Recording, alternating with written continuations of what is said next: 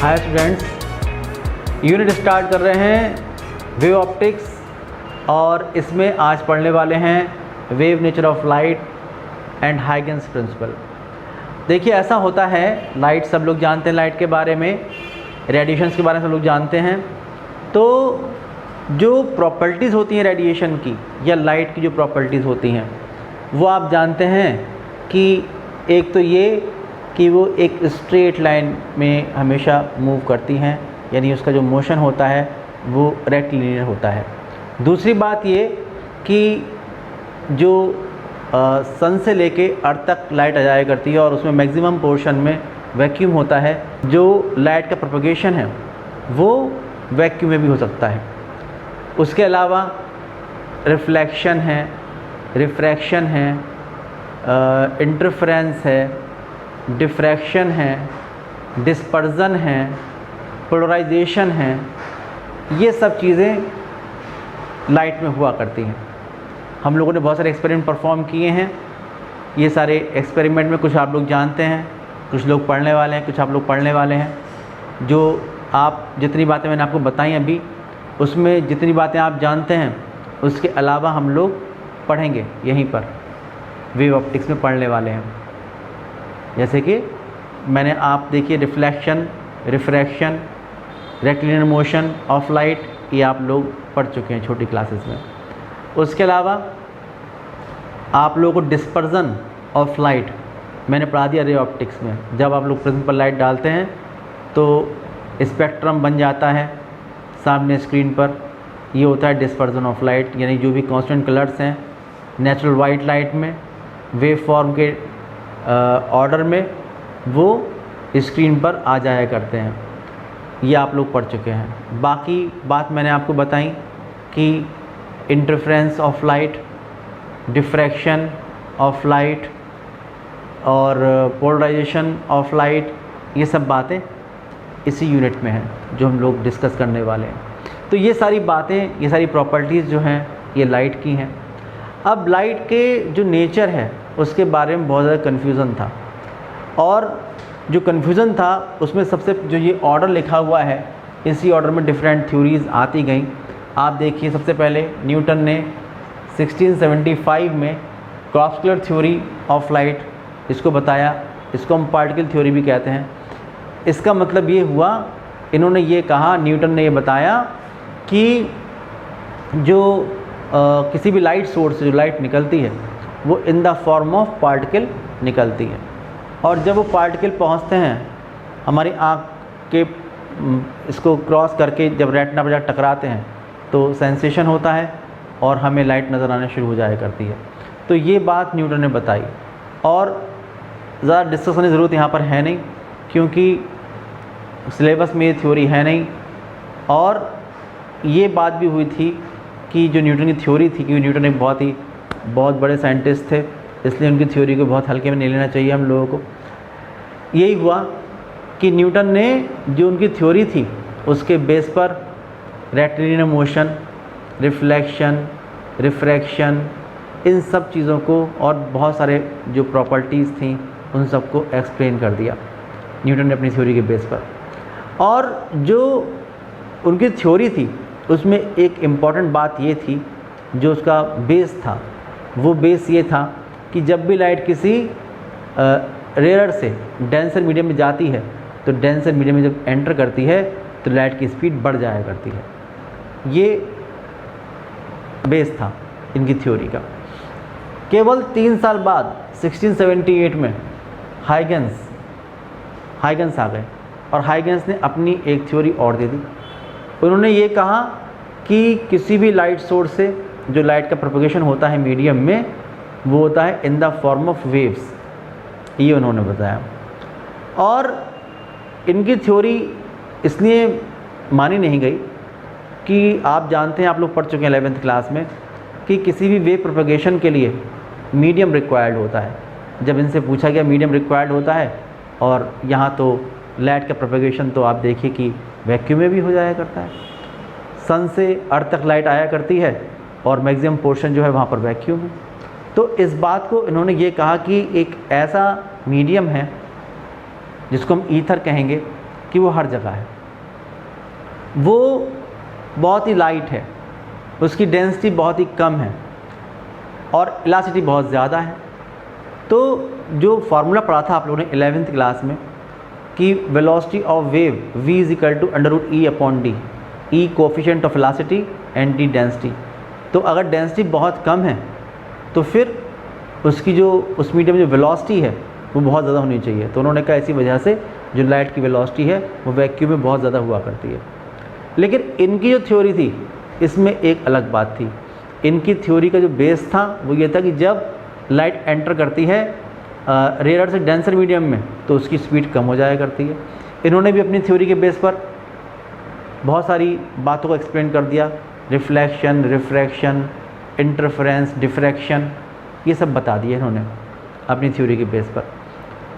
लेकिन अब ये थ्योरी और ये थ्योरी जो मैंने आपको बताया basic difference velocity of light को लेकर कि डेंसर में ज़्यादा होती है कि रेयर में ज़्यादा होती है, ये बात दोनों थ्योरी चलती रही।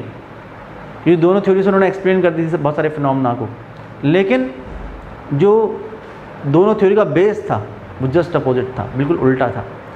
बाद में एक साइंटिस्ट आए फोको और उन्होंने अपना एक एक्सपेरिमेंट परफॉर्म किया और उस एक्सपेरिमेंट से प्रूव हो गया कि जब भी लाइट डेंसर मीडियम में एंटर करती है तो उसकी स्पीड कम हो जाया करती है। और जब एक्सपेरिमेंटली ये बात प्रूव हो गई कि डेंसर मीडियम में एंटर करने पर लाइट की स्पीड कम हो जाया करती है तो न्यूटन थ्योरी जो थी वो फेल हो गई।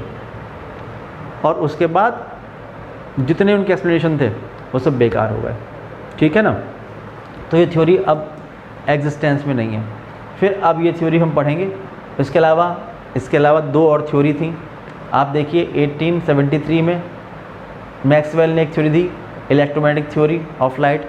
इलेक्ट्रोमैग्नेटिक वेव पढ़ा चुका हूँ आप लोगों को। ये थ्योरी आप लोग जानते हैं कि लाइट का प्रोपगेशन जो होता है वो इलेक्ट्रोमैग्नेटिक वेव की फॉर्म में हुआ करता है। बहुत ज़्यादा डिटेल में डिस्कशन की ज़रूरत यहाँ पर है नहीं। इसके अलावा Planck's quantum theory of light, तो मैक्स प्लैंक ने 1905 में एक थ्योरी दी। उन्होंने ये कहा कि जो लाइट का प्रोपगेशन होता है मीडियम में वो एनर्जी के पैकेट्स की फॉर्म में हुआ करता है और एक पैकेट की एनर्जी होती है वो होती है E इज इक्वल टू या तो hc/λ या h न्यू। आप जानते हैं लैम्डा वेवलेंथ है और न्यू इसकी फ्रीक्वेंसी है। तो इसको हम क्वांटा कहते हैं। जो पैकेट्स होते हैं एनर्जी के इनको हम लोग क्वांटा कहते हैं। तो ये क्वांटम थ्योरी होती है। तो ये सब बातें हम लोग पढ़ने वाले हैं। हम लोग आज जो पढ़ने वाले हैं वह है वेव थ्योरी ऑफ लाइट। इसका मतलब ये हुआ हाइगेंस की थ्योरी पढ़ने वाले हैं। हाइगेंस ने जो बात बताई थी उसको हम पढ़ने वाले हैं। हाइगेंस ने ये कहा कि किसी भी लाइट सोर्स से मीडियम में जो लाइट का प्रोपगेशन होता है वो in the form of wave होता है। जिस तरह से नेचुरल वाइट लाइट में बहुत सारे कलर्स हुआ करते हैं, जो कंपोनेंट कलर्स हैं बहुत सारे हुआ करते हैं, बिल्कुल वैसे ही डिफरेंट कलर्स की जो वेव लेंथ है, यानी कि जो वेव्स हैं उनकी लेंथ, कोई वेव इतनी है, कोई वेव इतनी है, कोई वेव इतनी है, तो उनकी वेव लेंथ जो होती है वो अलग अलग हुआ करती है। लेकिन एक ही कलर की जो वेव लेंथ होती है वो एक ही सी होती है। अगर कोई मैं आपसे कोई मोनोक्रोमेटिक, अगर एक ही रंग की कोई लाइट हम लोग ले रहे हैं तो उसकी जो वेव लेंथ होगी वो एक ही कलर की होगी। और जैसा कि मैंने आपको बताया था पहले भी, थोड़ी देर पहले, कि जब उनसे क्वेश्चन किया गया कि वेव प्रोपगेशन के लिए एक मीडियम रिक्वायर्ड होता है, तो उन्होंने ये कहा कि जहाँ पर वैक्यूम है वहाँ पर भी और हर जगह एक ऐसा मीडियम है जिसको हम ईथर कहते हैं और उसकी डेंसिटी बहुत ही कम है, बहुत लाइट होता है वो, और उसकी इलास्टिसिटी बहुत ज़्यादा होती है। इसलिए ऐसे मीडियम में जो लाइट है जिसको हम वेव कह रहे हैं उसकी स्पीड बहुत ज़्यादा होगी। 11th क्लास में एक फॉर्मूला आपने पढ़ा था और इस थ्योरी के लिए, इस थ्योरी के रेफरेंस में ये फार्मूला उन्होंने बताया कि इस थ्योरी के लिए जो स्पीड ऑफ वेव होगी वो होता था v is equal to √E/d, जहाँ पर E coefficient of velocity, d density, E बहुत ज़्यादा होता है, डेंसिटी बहुत कम होती है, इसलिए वेलोसिटी बहुत ज़्यादा होती है। और इन्होंने कहा यही वजह है कि जो लाइट की स्पीड होती है वो एयर में या वैक्यूम में सबसे ज़्यादा होती है 3 × 10⁸ मीटर पर सेकेंड होती है। अब जो हाइगन्स प्रिंसिपल है इसके बारे में बताएंगे। Huygens principle of secondary wavelets ये क्या है, ये इन्होंने बताया। इस लॉ के अकॉर्डिंग अगर हम लोग चलेंगे तो हम लोग बहुत सारे जो फिनोमेना हैं उनको एक्सप्लेन कर सकते हैं। देखिए, Huygens principle of secondary wavelets.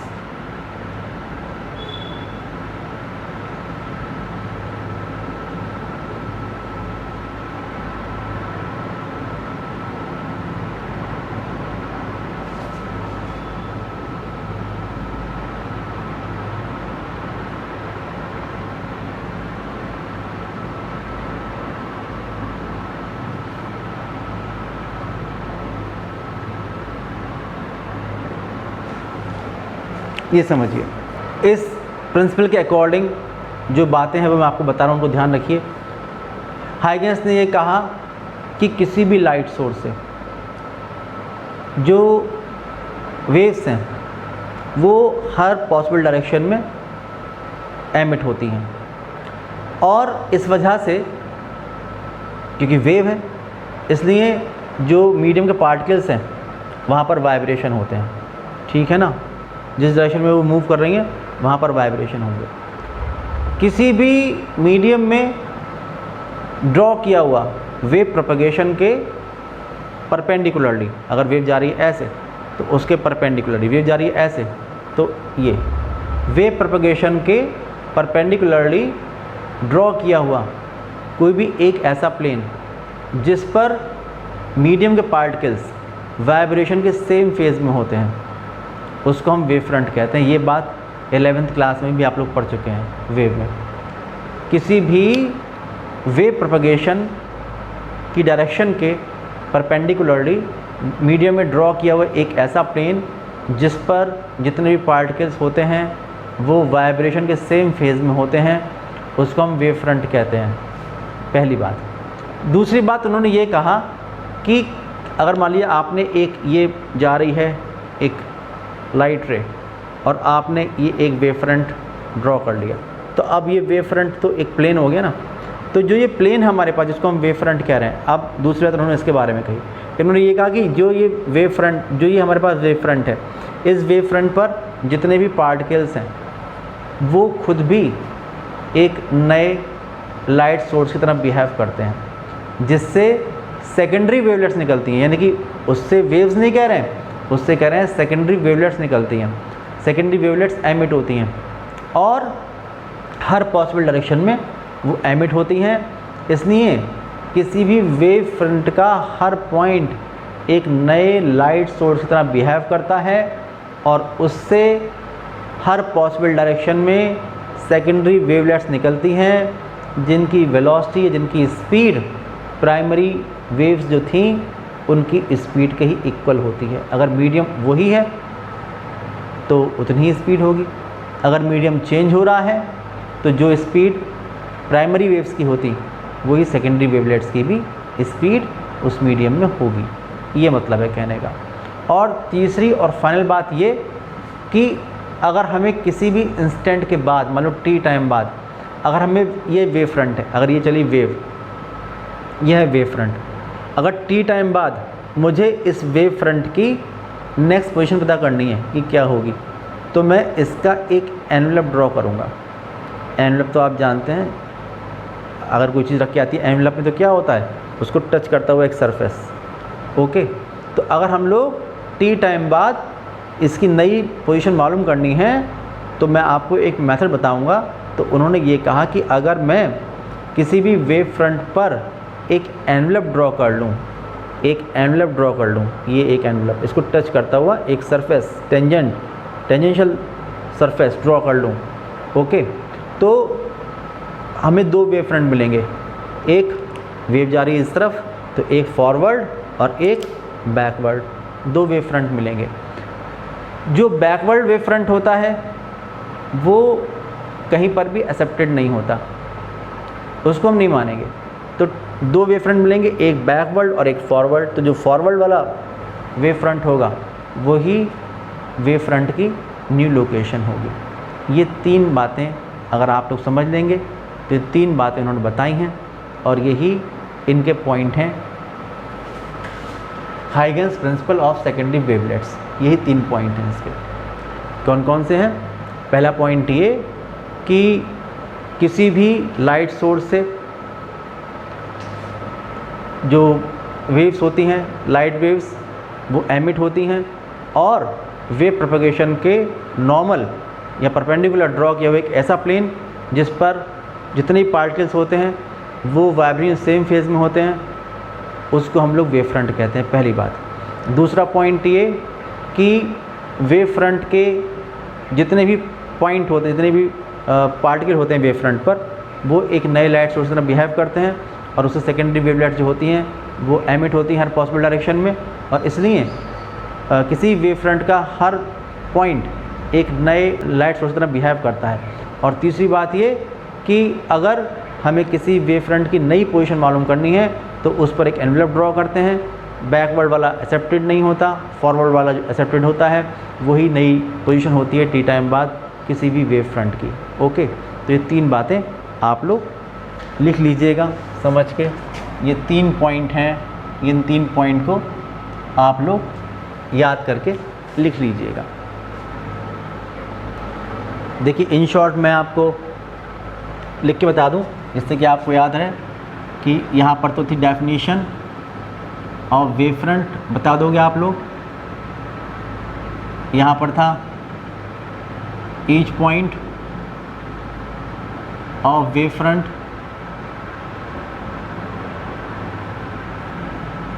ये क्या था? Source of secondary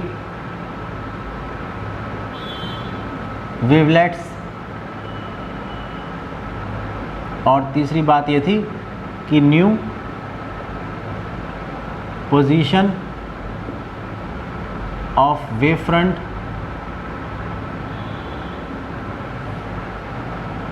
by drawing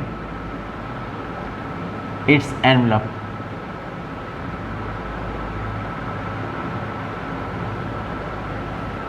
and rejecting backward wave front। इस तरह से हम लोग निकाल सकते हैं। अब देखिए इन बातों को मैं एक्सप्लेन कर रहा हूँ, इसका जो एक्सप्लेनेशन है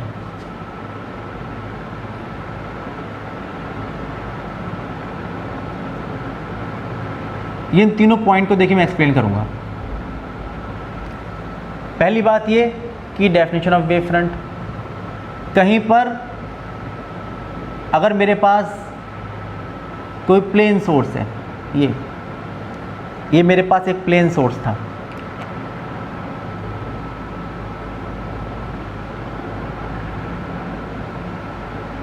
यह है प्लेन लाइट सोर्स, ये था। तो इससे जो लाइट रेज चलेंगी वो चलेंगी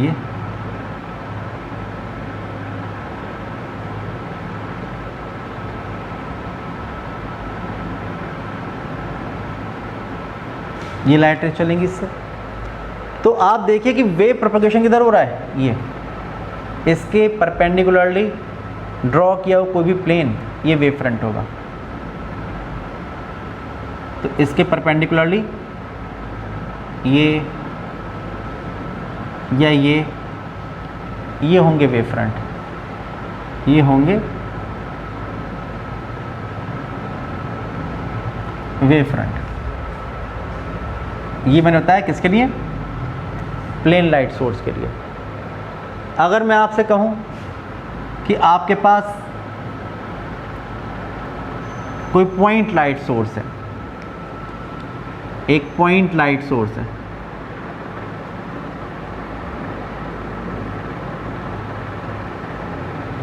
अगर ये एक पॉइंट लाइट सोर्स है और इससे यहाँ पर सोर्स ये था S, यहाँ पर सोर्स ये है S, और इससे आप देखिए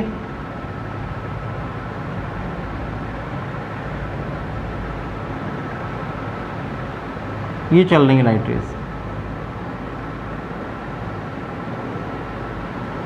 तो अगर मैं देखूं तो इसको सेंटर मानकर ये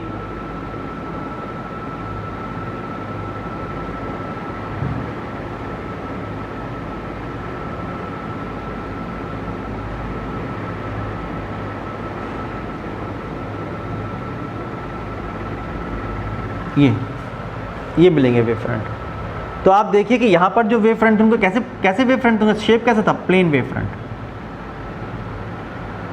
अगर प्लेन लाइट सोर्स था तो प्लेन वेव फ्रंट थे, अगर पॉइंट लाइट सोर्स है तो वेव फ्रंट का शेप कैसा नज़र आ रहा है आपको, ये जो शेप होगा इनका वो स्फेरिकल वेव फ्रंट होगा।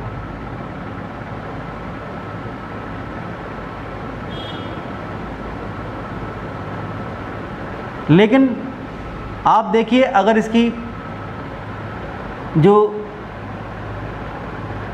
रेडियस है वो बढ़ती आएगी, क्योंकि आप लोग क्या कर रहे हैं, आप पहले ये है फिर ये है फिर ये है, तो धीरे धीरे जब ये बहुत ज़्यादा डिस्टेंस पहुंच जाएगा तो क्योंकि जो रेडियस है वो कैसी हो जाएगी, इनफाइनाइट, तो ये किस में कन्वर्ट हो जाएगा, तो चलते चलते जब काफ़ी डिस्टेंस कवर कर लेंगे तो फिर ये एक प्लेन वेव फ्रंट में कन्वर्ट हो जाएगा, प्लेन वेव फ्रंट में कन्वर्ट हो जाएगा। ओके, आप देखिए कि अगर आपके पास एक लाइन सोर्स है,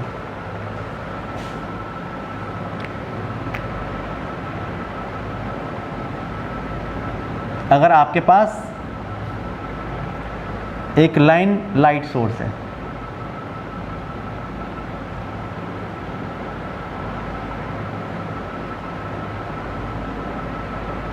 ये है, ये एक वायर है, इसे इतना गर्म कर दिया कि इससे लाइट निकलने लगी। तो अब देखिए अगर ये वायर है तो इससे जो वेव चलेंगी वो ऐसे भी चलेंगी, ऐसे चलेंगी, ऐसे चलेंगी, ऐसे चलेंगी, हर तरफ चलेंगी निकल के। तो अगर हम लोग इसको सेंटर मानकर एक सर्किल ड्रॉ करेंगे, ये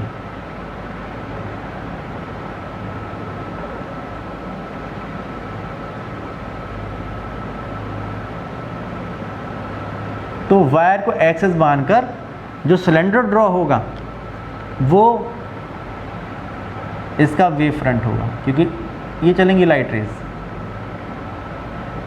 ये चलेंगी,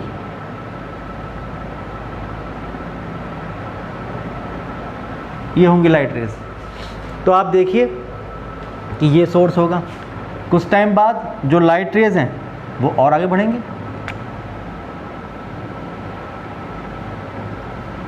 तो ये हो जाएगा।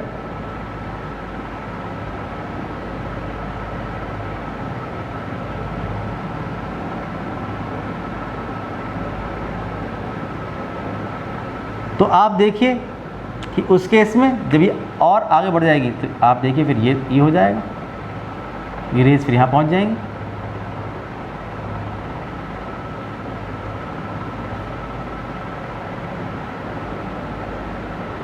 तो आप देखिए यहाँ पर ये S1 और S2 ये दो प्लेन वेव फ्रंट थे, यहाँ पर ये S1, ये S2, ये S3, ये 3 स्फेरिकल वेव फ्रंट थे, और आगे चल के जो S इनफाइनाइट पहुँच गया ये हो गया plane wave front.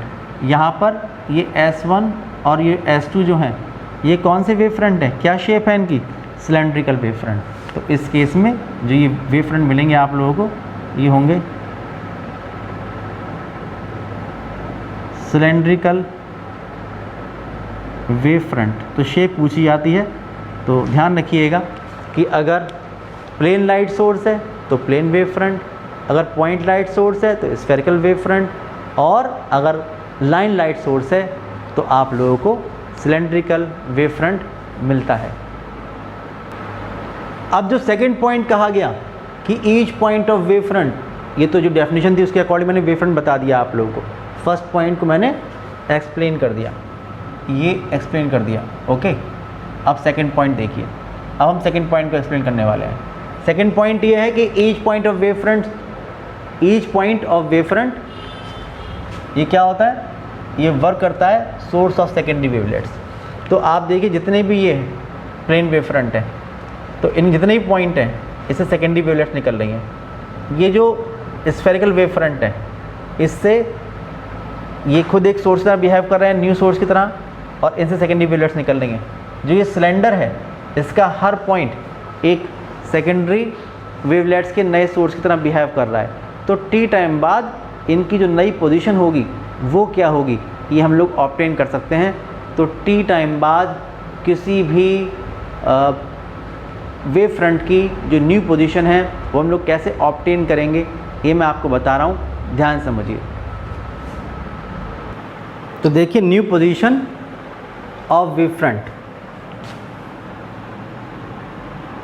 New position of wave front after time T, ये पता करना है। तो चाहे तो एक प्लेन वेव फ्रंट हो या स्फेरिकल वेव फ्रंट हो या सिलेंड्रिकल हो, आप निकाल सकते हैं। सिलेंड्रिकल को थोड़ा टफ पड़ेगा क्योंकि ये एक 3 डायमेंशनल फिगर रहेगी, इसमें परेशानी होगी ड्रॉ करने में। मैं आपको प्लेन के बारे में और पॉइंट सोर्स से जो स्फेरिकल वेव फ्रंट निकल रहे हैं इसकी न्यू पोजीशन बताता हूँ। तो आप देखिए कि पहले हम बात करेंगे कि for plane wave front, plane wave front, अगर हमारे पास एक प्लेन वेव फ्रंट है, ये मानिए कि ये एक प्लेन वेव फ्रंट आया, ये एक प्लेन वेव फ्रंट है ए बी, ओके, ये पूरा प्लेन है, मैंने ऐसा बना दिया। अब अगर टी टाइम बाद आपको इसकी न्यू पोजीशन निकालनी है तो आप जानते हैं कि इसके जो डिफरेंट पॉइंट होंगे, ये लिखा है कि each point of wave front will behave as a source of secondary wavelets. तो इस पर आप लोग डिफरेंट पॉइंट मान लीजिए, ये पॉइंट है, ये पॉइंट है, ये पॉइंट है, ये पॉइंट है, ये पॉइंट है, कितने ही पॉइंट मान सकते हैं। ये जितने ही पॉइंट मैंने माने हैं ये सब एक नए सोर्स की तरह बिहेव करेंगे। और आप देखिए कैसे हैं ये है पॉइंट, और पॉइंट सोर्स से कैसी वेवलेट्स निकलती हैं, कैसा वेव फ्रंट निकलता है, स्फेरिकल। तो इसका मतलब ये हुआ कि इससे जो सेकेंडरी वेवलेट्स निकलेंगी वो ऐसे भी होंगी। मान लीजिए वेव चल रही, कैसे, वेव का जो डायरेक्शन ऑफ प्रोपगेशन है ये मैंने माना है कि ये है direction of propagation of wave, ये चल रही थी, और इससे हम लोगों को क्या मिला, ये प्लेन वेव फ्रंट मिला। तो मैंने इस पर बहुत सारे पॉइंट मान लिए, और ये सारे पॉइंट जो होंगे ये सेकेंडरी वेवलेट्स के नए सोर्स में बिहेव करेंगे। तो इससे ये जो पॉइंट सोर्स है इससे सेकेंडरी वेवलेट्स निकलेंगे। अगर आप ड्रॉ करेंगे एक वेव फ्रंट तो ये कैसा आएगा, स्फेरिकल। कैसे ड्रॉ करेंगे, कंपास से इसको सेंटर मानकर एक स्फेयर बनाइए, एक स्फेयर बनाइए, एक स्फेयर बनाइए, एक स्फेयर बनाइए, एक स्फेयर बनाइए, एक स्फेयर बनाइए। आप सोचेंगे रेडियस क्या लें, तो रेडियस लेंगे, आप खुद सोचिए कि टी टाइम बाद निकालनी है, आफ्टर टाइम टी।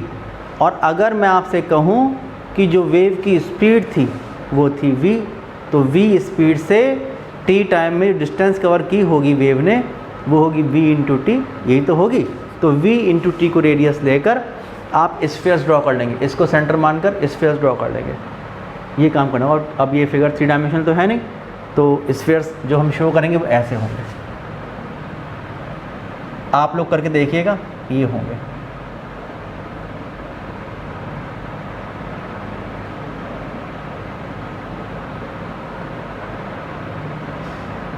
तरीका बता रहा हूँ, अपने आप करके देखिएगा भाई। ये आप ड्रॉ कर लेंगे, आपके लिए तो सिमेट्रिकली आएंगे जब आप ड्रॉ करेंगे। तो अब हम लोग इसको टच करता हुआ एक प्लेन यहाँ पर और एक प्लेन यहाँ पर ड्रॉ करेंगे। एनवेलप कहा ना मैंने, तो एक प्लेन तो इसको टच करता हुआ यहाँ पर ड्रॉ करेंगे ये, और एक टच करता हुआ प्लेन यहाँ पर ड्रॉ करेंगे ये आया suppose A dash B dash, और एक ये वेव फ्रंट आया A double dash B double dash. अगर मन में सोच के देखिए कि हमारे पास जो ये स्फेयर्स हैं जिनसे जो वेवलेट्स निकल रही हैं कहाँ कहाँ जा रही हैं, ये इधर भी जा रही है, इधर भी जा रही है, इधर भी जा रही है। ऐसे सारे जितने भी मैंने ये ड्रॉ करूँगा, मैं जितने भी ये स्फेरिकल वेव फ्रंट ड्रॉ करूँगा, ये इसकी रेडियस कितनी होगी, VT।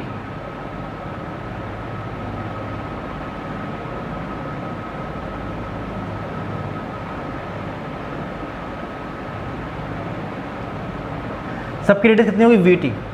ये मैंने ड्रॉ कर दिया VT रेडियस वाले बहुत सारे स्फीयर्स, और एक एनवेलप ड्रॉ किया, यानी एक प्लेन यहाँ ड्रॉ किया, एक प्लेन यहाँ ड्रॉ किया। ये आया A डैश B डैश, ये आया A double dash B double dash. और वेव कहाँ जा रही है, वेव जा रही है इधर। जब वेव जा रही है इधर तो वेव फ्रंट यहाँ से यहाँ पहुँचेगा, पीछे तो आ नहीं जाएगा, इसलिए जो बैकवर्ड वेव फ्रंट होता है ये रिजेक्ट कर देते हैं इसको। तो ये तो था ओरिजिनल वेव फ्रंट, ये था हमारे पास original wave front.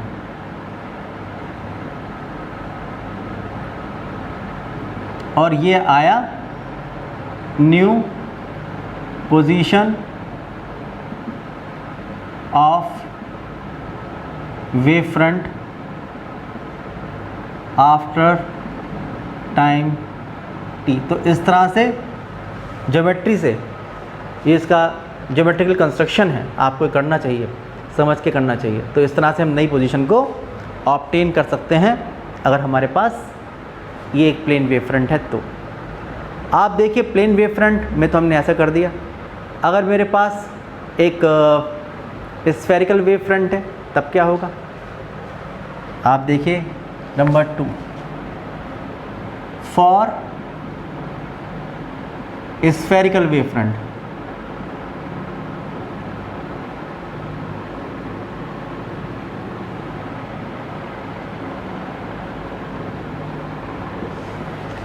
Spherical wave front, ये स्फेरिकल वेव फ्रंट, इसका एक मैंने पार्ट ले लिया। तो आप देखेंगे स्फेरिकल वेव फ्रंट जो होगा वो सपोज ये हुआ, ये एक स्फेरिकल वेव फ्रंट है, कहीं भी सेंटर हो इससे मतलब नहीं है। तो AB ये है spherical wave front. Direction of propagation wave कौन सी होगी, अगर ये सोर्स था तो ये है direction of propagation of wave. जो वेव है वो ऐसे ऐसे ऐसे ये चल रही थी, जैसे ये बनाया था आपने, इधर direction of propagation of wave, direction of wave propagation.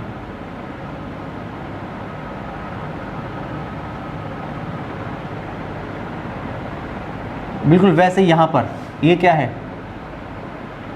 Direction of wave propagation. और इससे आपने ये डेफिनेशन से ये वेव फ्रंट निकाल लिया। अब आपसे कहा गया कि आपको ज्योमेट्रिकल कंस्ट्रक्शन बनाना है, कैसे हम लोग ऑब्टेन करेंगे t टाइम बाद नया वेव फ्रंट। तो डेफिनेशन से आपने वेव फ्रंट तो A भी तो ऑब्टेन कर लिया। अब जो सेकंड पॉइंट था कि each point of wave front will behave as a source of secondary wavelets. तो आप देखेंगे कि इस पर डिफरेंट पॉइंट मान लीजिए कि एक पॉइंट ये मानिए, एक पॉइंट ये मानिए, एक पॉइंट ये मानिए, एक पॉइंट ये मानिए, एक पॉइंट ये मानिए, ऐसे डिफरेंट पॉइंट मान लीजिए आप लोग।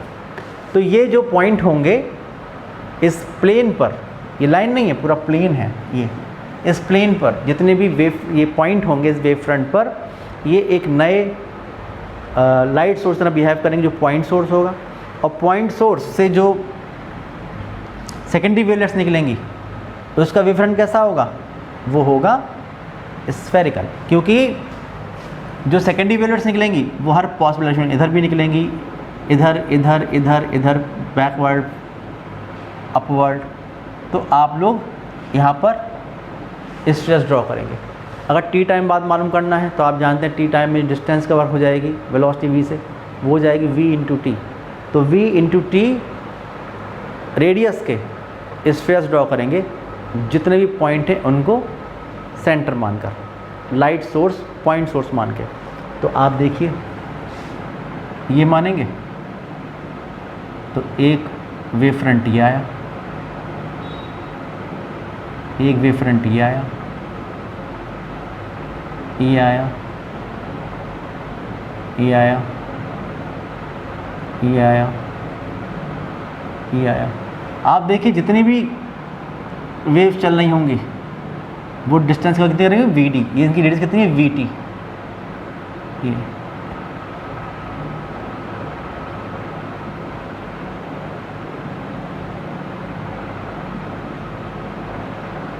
जो मैंने पॉइंट बनाए हैं इन पर, यहाँ से जितनी वेव निकल रही होंगी ये डिस्टेंस कवर करेंगे वी टी। और आप कंपास से जब बनाएंगे तो बिल्कुल सही बनेंगे आप लोगों के। ये मेरे तो तब भी अच्छे नहीं बने।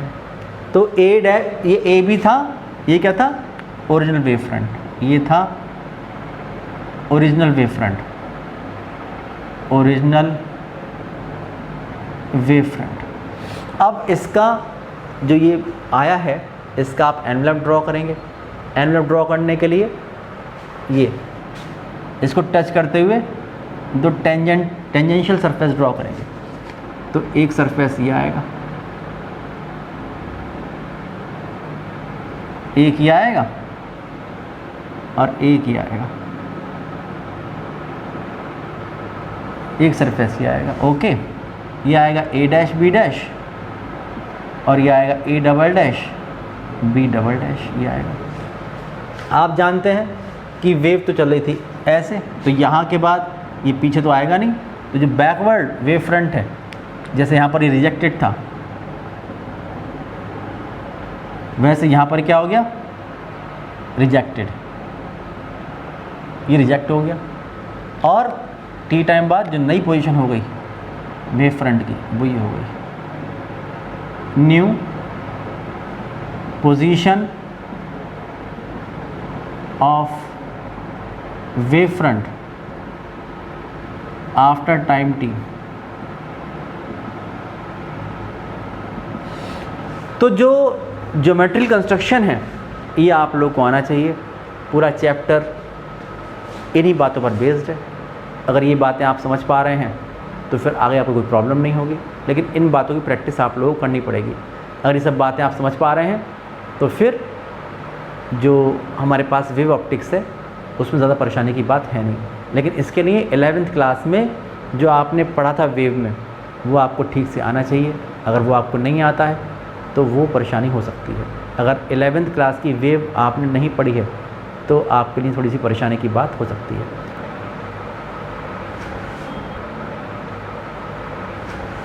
ठीक है, तो आज रखते हैं इतना ही, और जो नेक्स्ट वीडियो होगी उसमें जो आएगा टॉपिक है explanation of reflection and refraction from Huygens principle, उसको हम डिस्कस करेंगे, जो कि बहुत ही इंपॉर्टेंट टॉपिक्स हैं।